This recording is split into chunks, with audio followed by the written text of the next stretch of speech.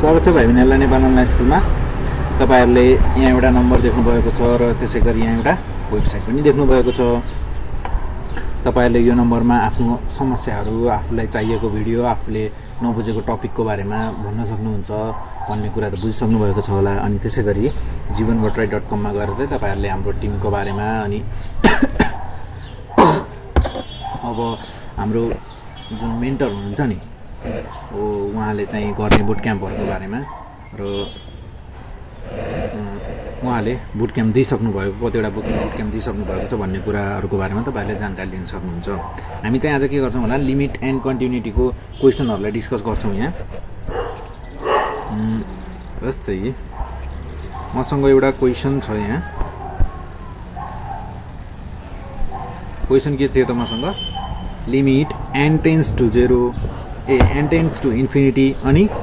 न्युमेरेटरमा के छ त 1 square plus 2 square plus 3 square हुँदै कहाँसम्म गएको छ त n स्क्वायर सम्म गएको छ अपन n स्क्वायर। तपाईहरुले यो माथिको जस्तै 1 square plus 2 square plus 3 square गर्दै यो नम्बर चाहिँ तपाईहरुले अरु कुनै च्याप्टरमा पनि देख्नु भएको छ। तर यो चाहिँ तपाईहरुको के त लिमिटमा पनि यसलाई सोध्न सक्छ। कसरी त भन्दा यसरी। अब जस्तै माथिको त तपाईहरुले त्यसको बारेमा तपाईहरुलाई बल्ल बढी थाहा होला, तपाईहरुलाई त्यसको फर्मुला पनि थाहा छ होला है। अब त्यो फर्मुला सबैभन्दा पहिला के गर्ने त, मैले यहाँ के गरेको छु त सल्भ गर्ने तरिका यसको लागि,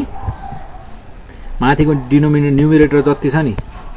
त्यो न्युमेरेटरको लागि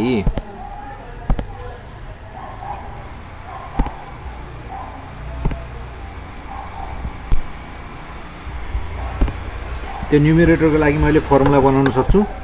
भनेर मैले यहाँ के गरे त फर्मुला बनाए। अनि त्यसपछि मैले के गरे त,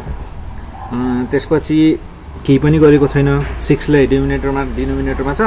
अनि 6 र n क्युबलाई मल्टिप्लाई गर्दा के भयो त मेरो 6n क्युब। त्यसैगरी मेरो तल गएर के भयो त, मैले यसलाई त्यसपछि के गरे त न्युमेरेटरमा n स्क्वायर बाइ n स्क्वायरले मल्टिप्लाई गर्दा के हुन गयो त मेरो n cube by n square. n cube त छँदैछ तर डिनोमिनेटरमा भएको n स्क्वायरलाई मैले के गरे त n र n यहाँ यसरी छुट्याइदिएर के गरे, n र n ले दुवैले फेरि भित्र मल्टिप्लाई गर्दा मेरो के भित्र डिभाइड गर्दा के भयो त n ले n लाई डिभाइड गर्दा के भयो 1 n cancel out plus 1 by n into 2n by n गर्दा के भयो मेरो 2 मात्र बच्यो प्लस 1 बाइ n। अनि त्यसैगरी अनि के गरे त मैले यसलाई यहाँसम्म गरेर यहाँसम्म पुग्दा त मैले के गरे, यसलाई मैले यो n स्क्वायर बाइ n स्क्वायरले मल्टिप्लाई गर्नुको कारण के भन्दा मसँग यहाँ n टेन्स टु इन्फिनिटी छ। यदि कुनै पनि नम्बरलाई इन्फिनिटीले डिभाइड गर्यो भने त के हुने, 0 भएर जाने हो। यदि मैले यस्तो भ्यालु निकाल्न सक्छु भने मैले यहाँ इन्फिनिटी बाइ इन्फिनिटीको फर्ममा आएको चिजलाई पनि के त यहाँ एल हस्पिटल रुल नलगाइकन गर्दा के भयो त मलाई इजिली सल्भ भएको छ। भनेपछि मैले एल हस्पिटल रुल लगाउँदा यो क्वेसनमा चाहिँ के हुनसक्छ, तपाईहरुले अझ के त एकदमै गाह्रो चाहिँ तपाईहरुलाई फिल हुनसक्छ, तपाईहरुले गरेर पनि चेक गर्न सक्नुहुन्छ है। अनि अब मैले यसमा यस्तो किन गरेको त भन्दा फर्स्ट पोइन्ट, तपाईहरुलाई यस्तो टाइपको क्वेसनहरु चाहिँ एक्जाममा चाहिँ सोधिएको लगभग भेटिँदैन। सोध्यो भने पनि के त यो एउटा सर्ट क्वेसनमा सोध्न सक्छ, एउटा कन्सेप्चुअल क्वेसन छ, सर्ट क्वेसनमा तपाईहरुलाई सोध्न सक्छ। तर लङ क्वेसनहरुमा, लामो क्वेसनमा यस्तो क्वेसनहरु सोध्दैन। अनि यो क्वेसन भनेको चाहिँ म्याक्सिमम भनेको यो क्वेसनहरु चाहिँ बढी जस्तो चाहिँ इन्ट्रान्समा यस्तो टाइपको क्वेसनहरु सोध्छ।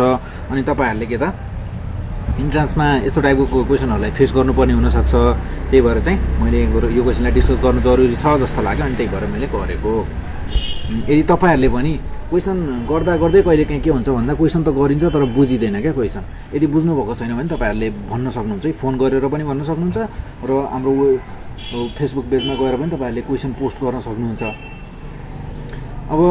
यो क्वेसनलाई सल्भ गर्दा मैले किन गरेको त भन्दा तपाईहरुले यहाँ तल मैले यसरी गर्दा तपाईहरुले बुझिसक्नु भएको छ कि किन गरेको भनेर। हो यसरी गर्दै जाँदा के भयो त मेरो लास्टमा मैले यहाँनिर फेरि यो भ्यालुले चाहिँ लिमिटको भ्यालु राखेर हेर्दा के आउने भयो त मेरो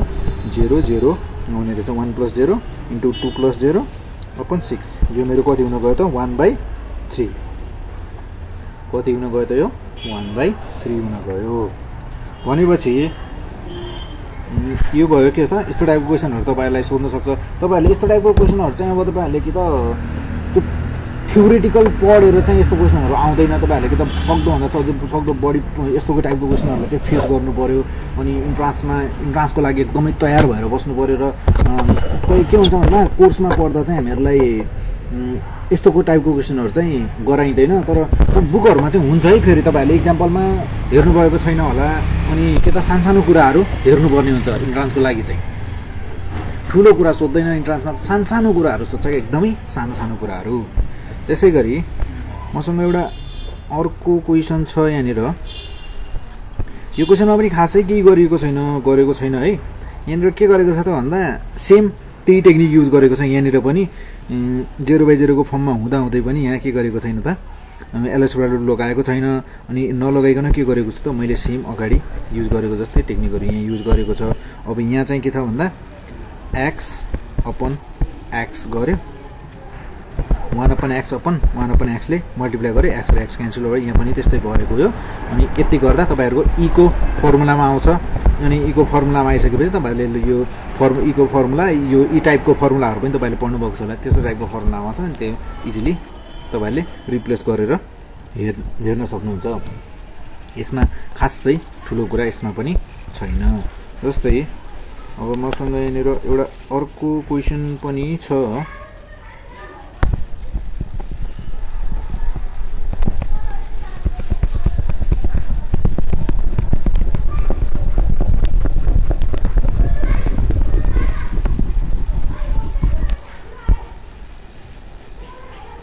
मसँग यहाँनिर जस्तै अर्को टाइपको क्वेशन छ यो जस्तै fx भन्ने फंक्सन दिएको छ अनि मलाई x minus modulus of x upon 2 अनि x is not equals to 0 भन्छ अनि त्यसपछि अर्को दिएको छ मलाई जब x इज इक्वल्स टु 0 हुन्छ त्यतिखेर चाहिँ के छ त fx भन्ने फंक्सनले के दिन्छ अरे त 2 भन्ने भ्यालु दिन्छ अरे भन्छ मलाई अनि त्यसपछि देन भनेर सोध्छ के देन अब यस्तो छ भने के त भनेर भनेको अब यस्तो क्वेशनलाई के गर्ने त भन्दा हामीले पहिला यसलाई के गरौँ त लिमिट एक्जिस्ट गर्छ कि गर्दैन त्यो चेक गरौँ त्यो चेक गर्नको लागि त हामीहरुसँग यहाँ अप्सनहरु छन् जस्तै मैले यहाँ पहिला के गरेको छु त लेफ्ट ह्यान्ड लिमिट चेक गरेको छु लेफ्ट ह्यान्ड लिमिट चेक गर्दा के भयो त मेरो limit x tends to 0 minus fx is equals to limit x tends to 0 minus गर्दा मेरो कति आयो त लेफ्ट ह्यान्ड लिमिट चेक गर्दा 1 लेफ्ट ह्यान्ड लिमिटले दियो राइट ह्यान्ड लिमिटले मलाई कति दियो 0 दियो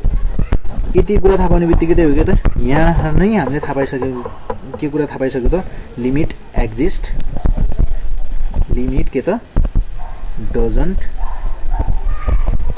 एक्जिस्ट भन्ने कुरा थाहा पाइसक्यौं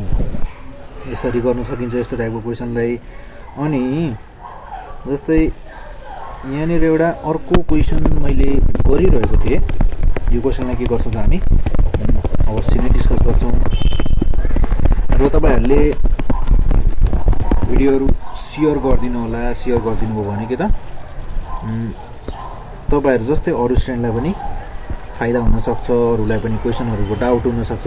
क्वेशनहरुमा डाउट क्वेशन गर्दा एक्सरसाइज गर्दा डाउटहरु आएको हुन सक्छ त्यो कुराहरु उहाँले पनि शेयर गर्न सक्नुहुन्छ र त्यो कुराले गर्दा तपाईहरुलाई पनि फाइदा हुन्छ है आफ्नो साथीहरुलाई पनि भन्नुहोस् अनि के त तपाईहरुले यहाँ आफ्नो प्रब्लमहरु शेयर गर्न सक्नुहुन्छ यहाँ अब यहाँ चाहिँ यो क्वेशनमा चाहिँ के छ त भन्दा fx भन्ने एउटा फंक्सन छ 1 minus cos lambda x upon x sin x अनि x doesn't is not equals to 0 भन्छ अनि f0 त्यो फंक्सनमा चाहिँ 0 राख्दा चाहिँ कति भ्यालु आउँछ भनेर हामीलाई के भन्छ 0 हाल्दा भ्यालु कति दिएको छ त 1/2 f0 फंक्सनमा चाहिँ 0 हाल्दा चाहिँ हामीहरुको भ्यालु दिएको छ भ्यालु आएको छ हामीहरुको 1/2 अनि त्यसैगरी फंक्सन दिएको छ अब के भन्छ त हामीलाई अनि ल्याम्डा को भ्यालु निकाल भन्छ अनि अर्को कुरा यहाँ के भनेको छ त भन्दा fx भन्ने फंक्सन चाहिँ @x = 0 मा चाहिँ के छ त कन्टिन्युअस छ है भनेर पनि भनेको छ यति कुरा भन्दिसकेपछि अब हामीले यो क्वेशनलाई त इजिली सल्भ गर्न सक्छौं अब यो क्वेशनलाई सल्भ गर्नको लागि मैले यहाँ के गरे त फर कन्टिन्युटी @x = 0 के हुनु पर्छ त limit x tends to 0 fx = f0 हुनु पर्छ यस्तो हुँदा अब यो क्वेसनलाई सल्भ गर्नको लागि के गर्ने त भन्दा यो क्वेसनलाई सल्भ गर्नको लागि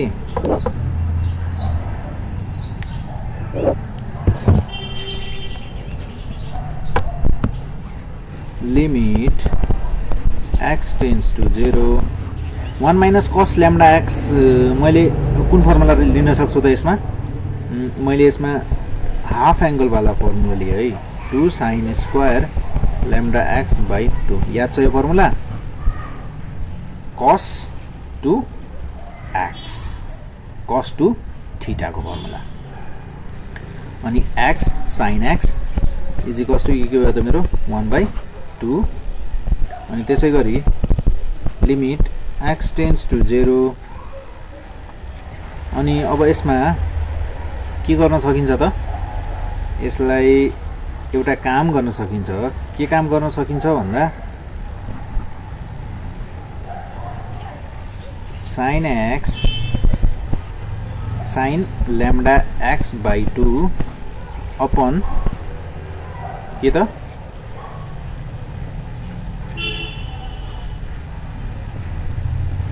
lambda x by sin theta by theta बनाइदिए है मैले यसलाई अनि के त स्क्वायर गर्दा अब मेरो यहाँ बडी चाहिँ के छ त बडी के छ त एउटा त lambda स्क्वायर बडी छ त्यसलाई हटाउनु पर्यो by 2 अनि त्यसपछि इन्टु के हुने भयो त मेरो sin x by x यो x र यो x पनि के हुने भयो त मेरो क्यान्सल आउट भएर जाने भयो र एउटा x बाँकी रहने भयो अब यति कुरा भइसकेपछि यसमा मेरो अब sin थीटा बाइ थीटा भनेको त मेरो लिमिट x टेन्ड्स टु 0 मा sin थीटा बाइ थीटा भनेको मेरो 1 भएर गइहाल्यो भयो इज इक्वल्स टु 1/2 छ है हामीहरुको यहाँ यो चाहिँ मेरो भयो 1 अनि lambda square by 2 upon sin x by x यसमा गर्दा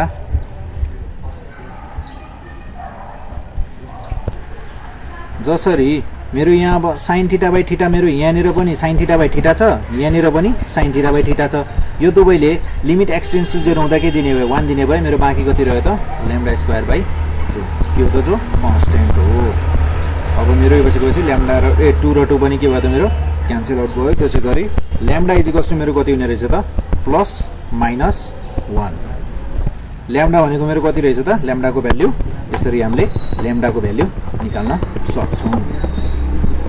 अब यसरी lambda को भ्यालु निकाल्न सक्छौं हामीहरुलाई तपाईहरुलाई अब